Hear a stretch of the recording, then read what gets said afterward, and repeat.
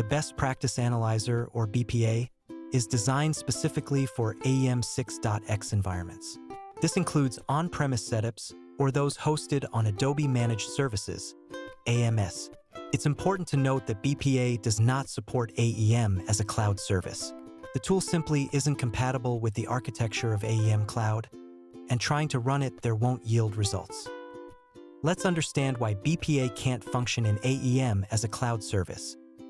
First, BPA needs access to the underlying file system and the JCR, Java Content Repository, structure to scan for violations and anti-patterns.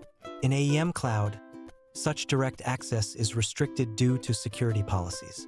The cloud-native setup enforces strict access boundaries, which means tools like BPA that rely on low-level access are not compatible. So, the limitation is more architectural than functional. Once BPA issues are identified and resolved locally, on-premise, or staging, the next step is testing those fixes in the AEM Cloud environment. This means deploying the updated code to your cloud instance. After deployment, each functionality must be validated individually. You should also review AEM logs, especially error logs, for any remaining exceptions. Monitor runtime behavior closely to catch subtle or unexpected issues. This approach ensures your BPA fixes are truly effective in the cloud context.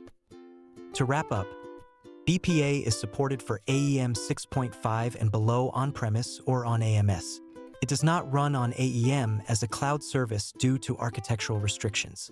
The workflow involves fixing BPA issues locally, deploying to cloud, and monitoring logs and functionality for validation.